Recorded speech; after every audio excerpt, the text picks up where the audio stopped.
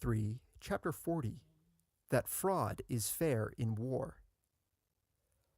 Although in all other affairs it be hateful to use fraud,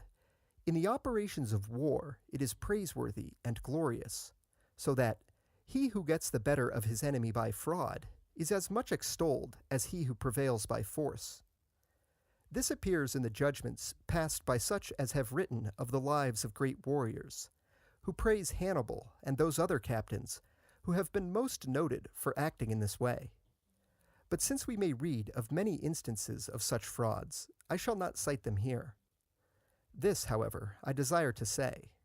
that I would not have it understood that any fraud is glorious which leads you to break your plighted word, or to depart from covenants to which you have agreed.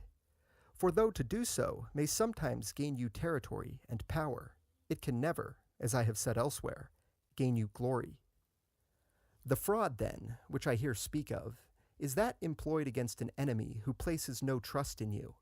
and is wholly directed to military operations, such as the stratagem of Hannibal at the lake of Trasimene, when he feigned flight in order to draw the Roman consul and his army into an ambuscade, or when, to escape from the hands of Fabius Maximus, he fastened lights to the horns of his oxen.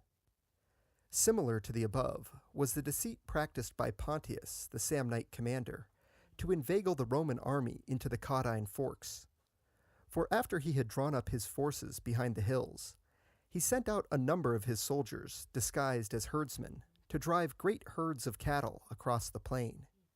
who, being captured by the Romans and interrogated as to where the Samnite army was, all of them, as they had been taught by Pontius, agreed in saying that it had gone to besiege Nocera,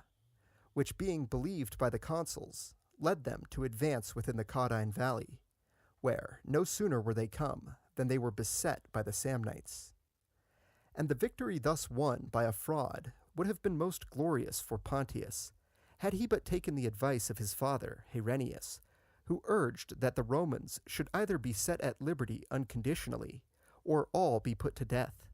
but that a mean course, which neither gains friends nor gets rid of foes, should be avoided.